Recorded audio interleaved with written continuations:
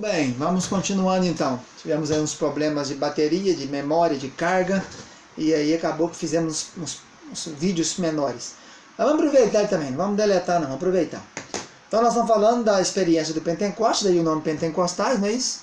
Que aconteceu nesse período aí, no dia da festa de Pentecostes, uma festa que acontece 50 dias depois da Páscoa, né?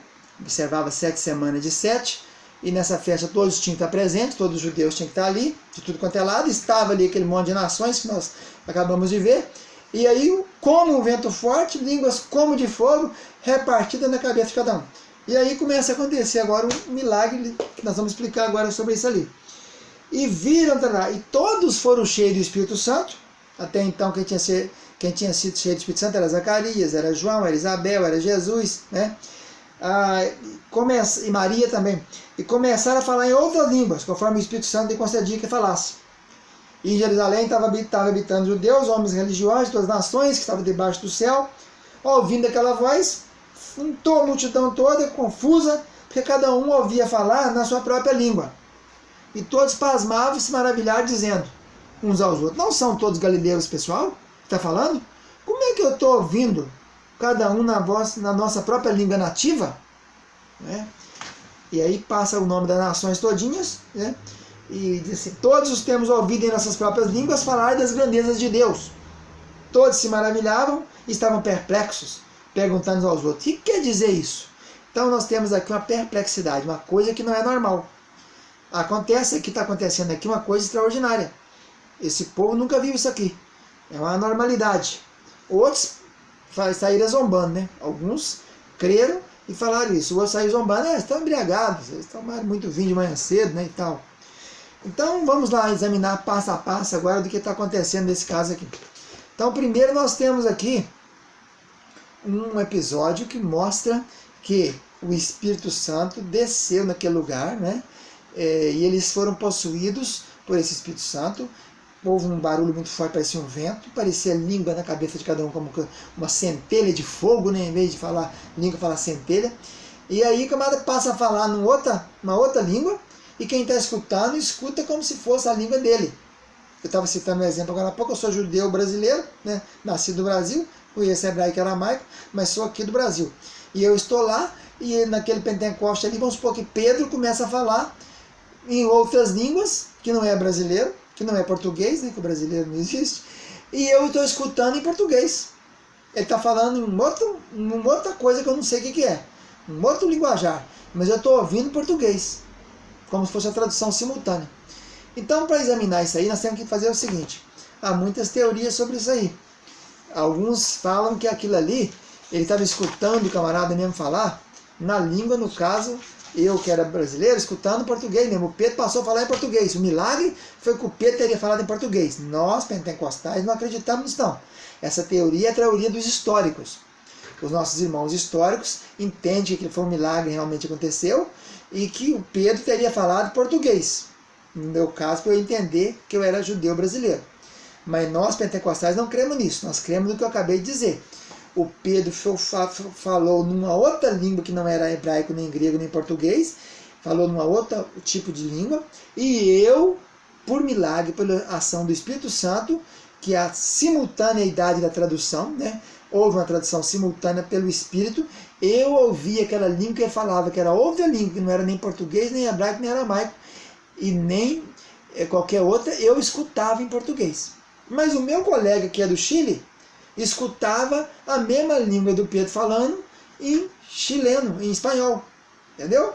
O meu outro colega, que era inglês, da Grã-Bretanha, da Inglaterra, dos Estados Unidos, escutava o mesmo Pedro falando, mas já escutava em inglês.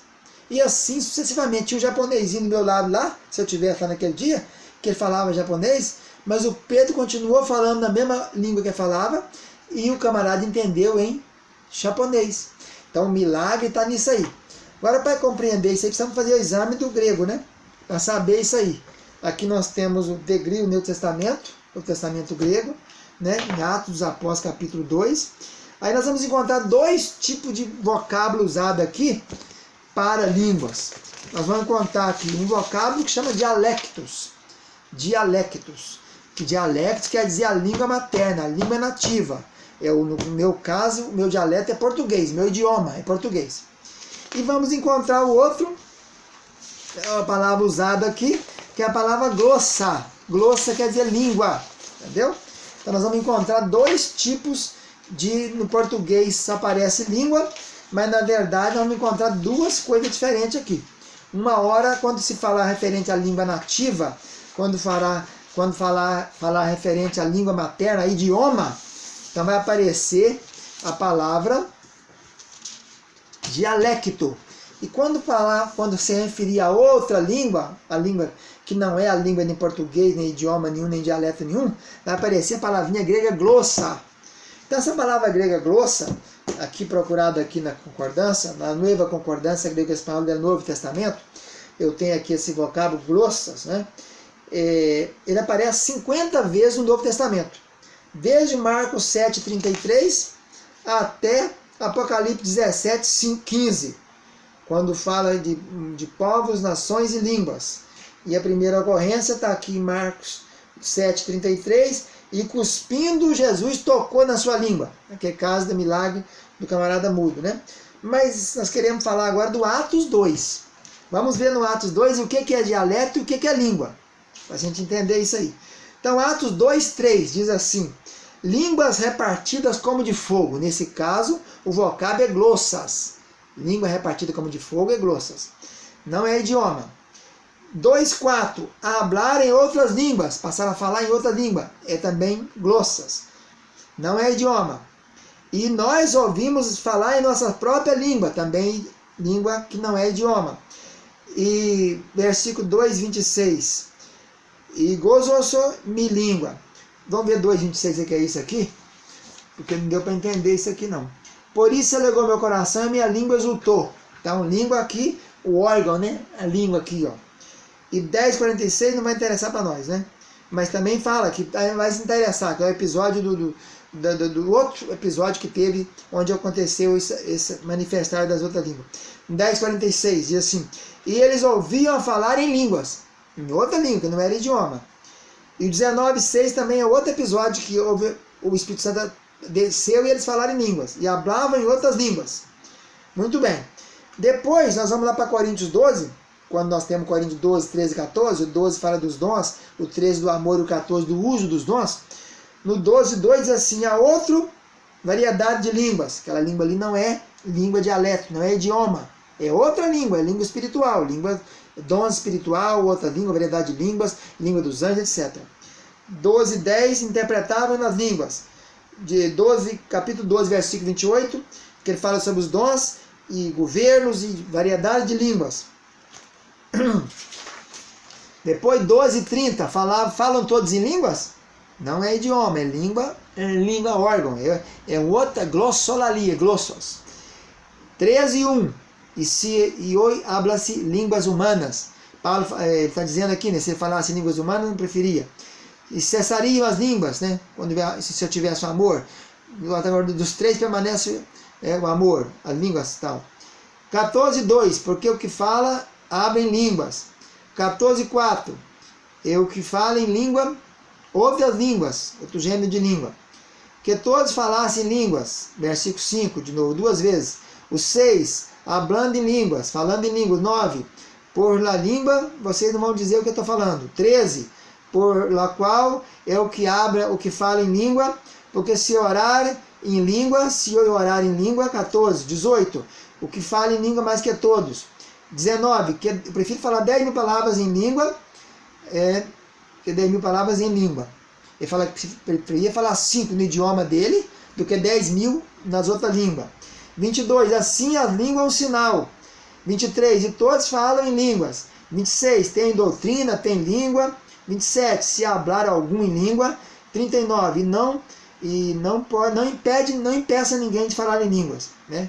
No versículo do capítulo, ele fala, não impeçais de falar em línguas, né? Quando está falando a orientação. 14 é a liturgia do acontecimento espiritual. Como é que se organiza onde acontece uma pneumática, uma coisa espiritual, uma atuação do Espírito. Ele fala sobre a organização. Os 12 fala o que são os dons, o 13 o amor, o 14 como administrar os dons. Então isso aí é o vocábulo glossas, né? Agora vamos ver o outro vocábulo, dialectos, que é o idioma, o português no meu caso, né? Dialecto.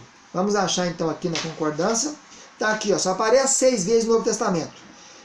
No Atos 1,19, que na própria língua dos Judas, quando ele suicidou, eles compraram o campo e na própria língua quer dizer a Céldama, campo de sangue. E no 2,6 tem uma vez, 2 vezes, 3. Só tem 2 vezes aqui no 2. No episódio do Pentecostes, só aparece 2 vezes a palavrinha idioma.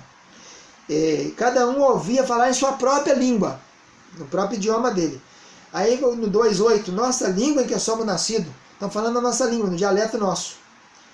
Aí no 21,40, falou em língua hebreia dizendo. Então Paulo, quando foi preso, falou em língua hebraica para o povo. 22,2, que ele falava em língua hebraica. 26,14, e dizia em língua hebraica, Saulo, Saulo, porque me persegue.